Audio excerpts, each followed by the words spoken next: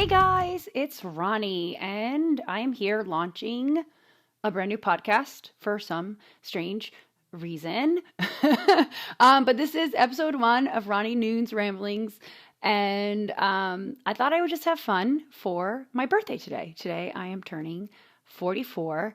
And for those who don't know me or don't know me that well, you may not know that I have been blogging online in some way, shape, or form since 2004, which for anyone probably over the age of 30 sounds 2004 to me anyway, still sounds like it's in the future, but it's 16 years ago. So time seems to be passing me by. When I first started blogging, I had a little family website and I was pregnant with my son who just turned 15 last month. So I'm definitely in a different stage of life that I have been, and it feels like I'm starting a new chapter. And so to celebrate, I thought, why not do something fun and launch a podcast? And I'll be honest, I have been debating getting back into blogging, but as anyone who has previously blogged in some kind of way in the last 10 years, you'll know that the blogging landscape is way different than it used to be. And frankly, it's just not as fun as it once was. I don't know how it was so much fun back in the day of, writing and sharing photos and editing and, updating RSS feeds and doing videos and all that stuff. And I was definitely in the throes of that culture for a really long time. And I professionally blogged for, nearly at least 10 years and did it as a hobby a lot. And I've loved it so much. I launched a conference for bloggers, which I ran for 6 years. And so I feel like I always kind of still have one foot in that world, but that world is really, really different. And one of the reasons why I decided to kind of go the podcast realm and kind of the YouTube realm.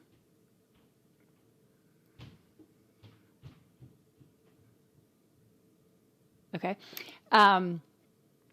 Frankly, is because of my kids. So I have a 9-year-old and a 15-year-old, and they watch a lot of YouTube. I'm shocked every day how much YouTube my 9-year-old can actually consume. And I watch the people that they watch, and I'm fascinated, I don't know, by the creativity and excitement and energy and motivation that these kids, I know I sound old saying that, but these kids and how much work they put into these channels. I do not have that kind of energy. So as you can see, I'm in my dark room. I have a dark room in my house. It's basically my basement and it's painted dark. So that's why I call it the dark room. And I don't plan on doing any kind of fancy video editing. I'm not going to, that's not my thing. And I think that's what's been holding me back for so long to kind of get back into that world of blogging, is that because everything now, unlike when I first started, is so much more polished. Everybody has teams of people, or they're really great video editors, or they're animators. Oh, my youngest watches these, again, kids, for lack of a better word, who animate their, vlogging, and it's fascinating. It's great. So I decided to kind of use that inspiration and do what I do, which is I love to share and inspire people and share tips and ideas, but I need to do it in a way that's fun for me. And this is fun for me. I don't know why, but it is. I actually have gone back to some of my roots, and I'm teaching at a local community college. And with the current landscape, I'm teaching a lot more online. And I've been doing more of these kind of talking head videos for my online students so that the students can, feel a level of connection with me in the classroom, because it's really hard taking a class online. It's very isolating. And so I figure the more they can see and we can communicate, the better. So as I started doing these cheesy talking head videos, I started to get comfortable with them again. So that's kind of why I'm going down this path. So my plan is to, just throw on the camera, do a little talking or rambling, and then I can strip the audio and turn it into a podcast, and it'll give me a way to kind of keep myself motivated and accountable. And it's funny because I say that because that's one of the reasons why I really enjoyed blogging when I first started. So I decided this first episode, I'll probably just do a little bit of history and set up for episodes to come. So again, for those who don't know me, when I started blogging as a way to communicate with family. But back in 2004, I hated the idea of blogs, mostly because I have a technical background and I was making websites and I was a web developer and I was teaching web design. And I saw blogging as very threatening to my career, which is funny because I ended up turning it into my career. But I remember doing lectures in an HTML class and kind of saying this blogging thing now, no one's going to have to learn technology because they can just, fill in a few forms, which is basically what happened. Now if you want a website, what do? You go to Weebly or Wix or Squarespace, and no, none of these people are sponsors. So, but you guys know the landscape if you're kind of in this world of creating websites. So that is the direction it went. But I feel blessed because of my technical background. I always like to kind of just explore internet technologies and see how people are using them. And since I feel like I always had a little bit of insider, knowledge, it was always easier for me to kind of adopt the new trends and things like that. So when I first started blogging, like I said, in 2004, I created my own little blog software, if you will. Like you can't really call it software, but it was a little website. I had a little database. It accepted comments. And I kind of used it as a way to just keep my programming skills kind of sharp. Well, then I decided to take the leap, and I used my original blog as just a way to kind of share ultrasound photos with the family. And I actually blogged in my unborn son's voice. I blogged in the dog's voice. And it was the first time, and my mom still laughs at this because I hated writing as a child. It was the first time I actually enjoyed writing, which I don't know why. It just seemed, I guess, journal style writing was something I never really explored, and it was really fun for me. And so I just blogged through the pregnancy. And then after the pregnancy, I started blogging my weight loss from the pregnancy. And at that time, I was 29. My whole entire childhood, teens and 20s was I was a very classic yo-yo dieter. And once I became a parent, I was like, okay, this has to stop. I can't be like fasting and starving myself. It's not a good example to set for the kids. And so I joined Weight Watchers, and I got really serious about kind of learning how to manage my weight in a healthy way. And I decided I would blog this journey of mine. And I made this commitment to myself, similar commitment to what I'm going to be making today, which was I just wanted to blog weekly, an update of my weigh-in, of how it went. And I promised myself, no matter what, if I gained weight, lost weight, stayed the same, had a bad week, had a great week, whatever, I was just going to share that week. And gosh, was that like life-changing for me. It's funny because even thinking about it, I kind of get teary because it really did it changed the trajectory, is that the right word, of my entire life.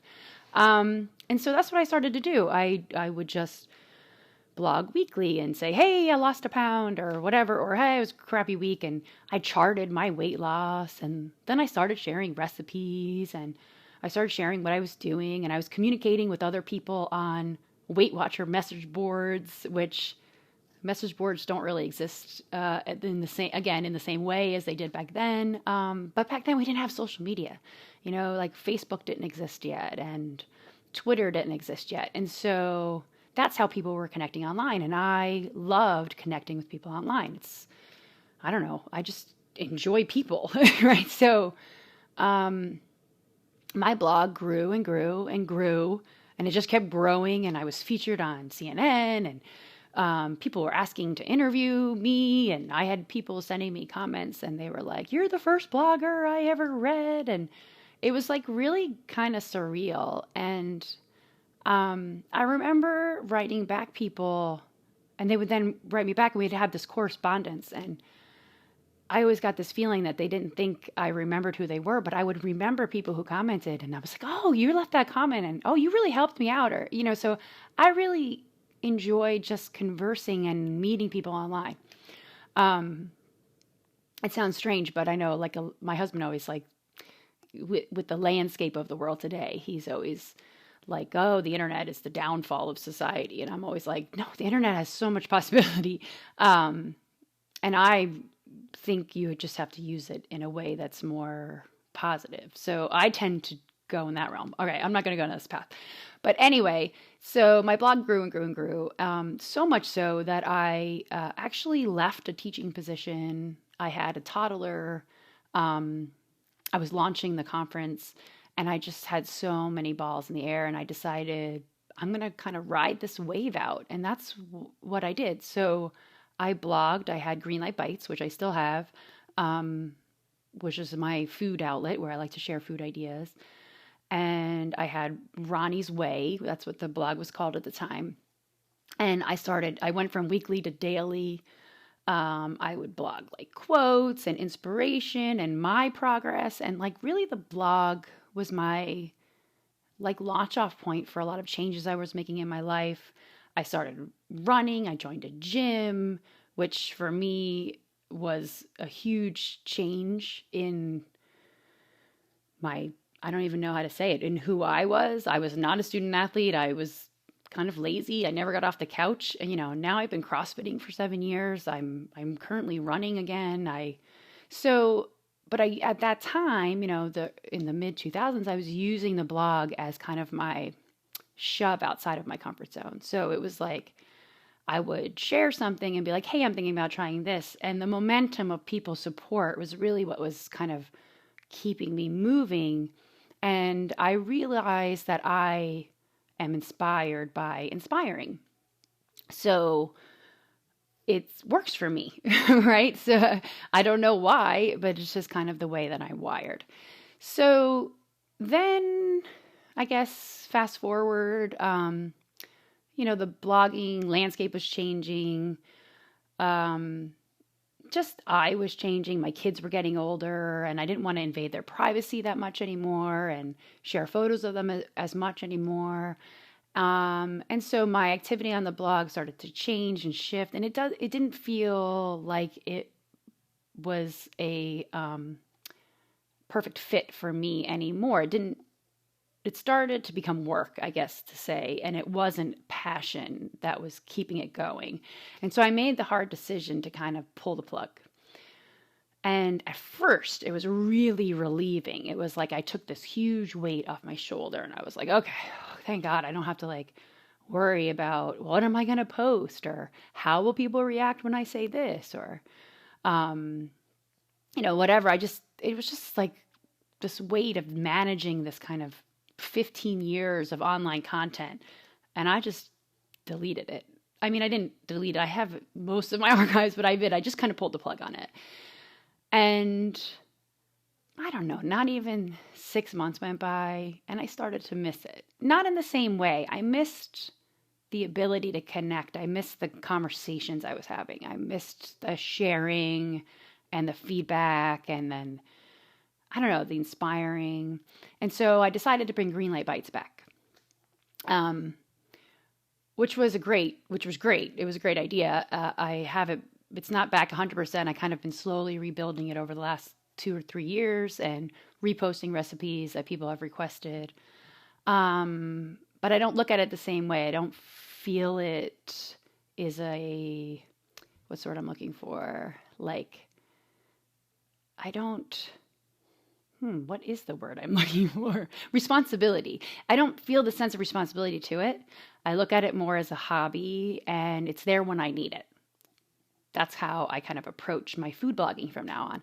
And frankly, because the introduction of social media and with Instagram and Facebook, I feel it's almost the blog feels heavy now. Like if I just make something kind of interesting and fun or some food idea I want to share, I just Instagram it. And so that's kind of taken away from the blogging, which leads me to the podcast. So social media really has changed, and the way that I feel like I kind of connect in the world. And so I did feel like recently I wanted this outlet to be able to connect with people, but I know that blogging's not the same anymore, and it'll feel like trying to fit an old square peg in a round hole. And so I decided, let's try something completely new. But it's not even really completely new because this is actually my third actual podcast. So back in the day when I had Ronnie's Way, I did a podcast where I would answer people's questions about weight loss. And that was really fun.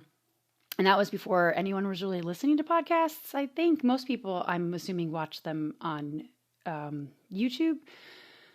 And then I launched a book. I published a book with a fellow blogger, Carla. I'm going to try to pull the year. I want to say 2014, maybe. I don't even know.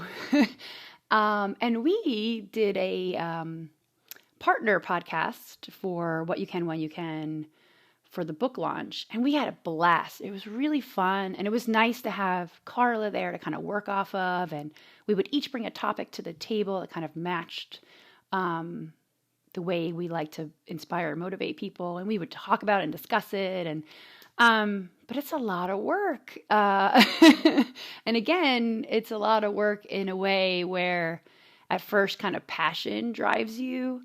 And then when you realize, okay, I'm doing a lot of editing here and I'm hosting, the podcast costs money to host the podcast and we're not really making money from the podcast. And this is a lot of, like the return on investment is there. And I know I'm not a person who does a lot of things based on ROI. I do things mostly because it sounds fun and maybe it'll go somewhere and I'm enjoying the process. But over time, if there is no return on your investment of time and energy, it does start to become more heavy. And it did. It became heavy. And so we decided to kind of slow down with the Wick Wick podcasts. But man, I miss those as well. And every once in a while I have this itch to like email Carla and say, let's start it again. But then I'm reminded about how much work it is. So you might be asking, if it's so much work, why are you doing this podcast? And I will say, because it's less work when it's only you. That sounds really bad, but it's true. So my plan with this podcast is to record on Fridays because I teach, and a lot of times I don't teach on Fridays. So it's probably the day that I have the most flexibility. And if big if, the kids ever go back to school, which is not looking good for the next 6 to 9 months, I can actually carve out some alone time in my home office, which would be nice. But it just feels like it's something I can commit to. And it also feels like it's something I need a commitment to, if that makes sense. So again, back in the day when I first started blogging, I needed the accountability of the blog. And I do feel like I'm entering a new chapter in my life. And I do feel like I need something to kind of allow me to get out of my head for, I don't know how else to say that. And writing's not doing it for me anymore, but talking seems to be doing it for me. So if you decide to join me in this crazy Ronnie Noon rambling podcast, my plan is to talk about all the things that interest me, which at the moment is running. So I have rediscovered running with the quarantine and the pandemic. It was something I knew I can kind of manage and keep in my realm of control. So I started a streak. So I am currently on day 132 of a running streak. And my commitment to myself is to run at least a mile a day, which can take me anywhere from 9.5 to 12.5 minutes, depending on my mood, inspiration, and body. So I thought it's kind of a mile a day is my lowest thing on the totem pole that I can definitely always do. That didn't make any sense. Let me try that again. It's kind of the low-hanging fruit. It's like whatever's happening, even if it's raining or the weather's crappy or I'm having a super busy day or the kids are on a last nerve or my husband and I are fighting, I could take 10 minutes to go outside and go for a little jog. So that was my commitment to myself. And I'm happy to say I'm on my 130, I took my 132nd run, or I should say it's the 132nd day of my streak today. And I ran 4.4 miles in celebration of my 44th birthday. So I want to use this podcast to help me keep that streak alive and to hopefully inspire other people to start their own streaks. I feel like a streak is it's not for everyone, but for me and people who kind of maybe have a similar motivation style or a way that they need to be inspired, some days the fact that I'm maintaining the streak is the only reason why I'm going out for a run. So it keeps me moving. I used to use races to keep me moving. I used to meet friends and do partner runs or running with friends. That kept me moving. But those are all not possible for me right now. So the one thing you'll learn about me is that I am a problem solver and I solve my own problems. And so my problem is, how do I stay motivated when times are so crazy and the gym may or may not be open, and how do I keep myself moving? And so my solution was start a streak. So the cool thing about a streak is you can commit to anything that works for you. And I actually just put this out on Instagram the other day and hoping to inspire people to start hashtag streak sanity. That's what I'm calling it. So pick something. It could be a mile run. It could be a half a mile walk. It could be a 30-second plank. It could be 10 push-ups. It could be, it doesn't even have to be fitness related, right? It could be reading a chapter of a book. It could be having a 5-minute conversation with your spouse. It could be anything, right? So try to pick something that you're working on in your life and commit to doing it daily. But make sure that the commitment is small enough, and I mean that in a good way, that it's doable every day. You don't want to pick something like run 5 miles every day. It's unrealistic maybe for most people to do that. It might be unrealistic to, I don't know, I can't think of something, read an entire book every day, right? So you don't have that kind of time. But it is realistic to take 10 minutes. So try to find something that you want to do that requires 10 minutes or less of effort. And knowing that the effort you put in it day to day may vary. Like sometimes I'm all about running the fastest mile I possibly can. And then other times I'm like, oh my God, I'm just going to trot through this mile to get it over with.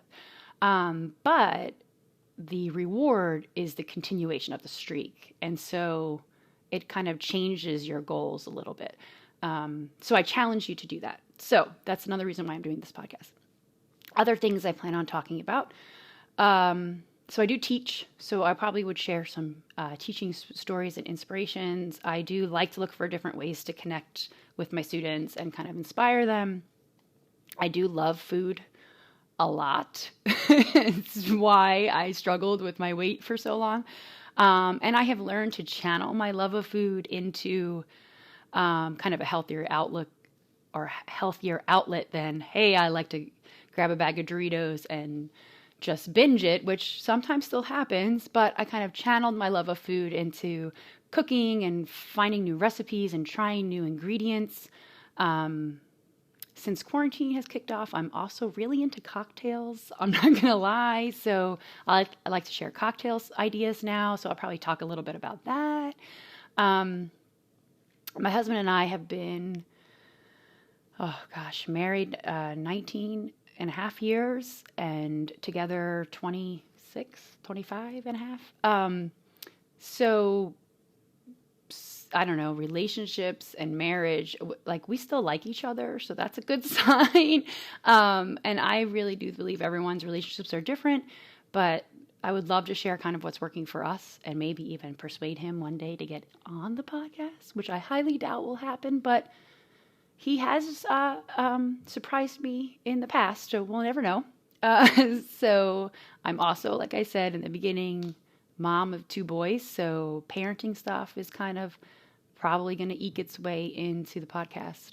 And then movies and music are two things that I'm really into, even though I'm into them in a different way than I used to be. So I hope to share maybe some off the wall movie that I discovered. I do particularly like horror movies, and I have a few friends that share that passion, and I haven't really been able to watch them because I'm the only one in the house who likes them. But I'll probably keep those at a bay. But I do like to share like running playlists, which I hope to share today, and a few things that I'll always kind of share in the podcast. And I will put links to things that I'm sharing and recipes and stuff like that on the blog post where I share these podcasts. So I think I'm approaching about 30 minutes of just talking to my laptop, which surprisingly is fun for me. So if you made it this far, I appreciate it, and I hope that we're able to connect next week.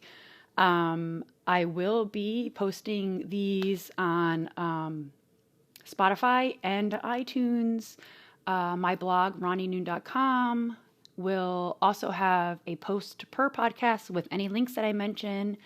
I'll promote them on Facebook, and I had something else to say and I don't remember what it is now. Wait, let me think.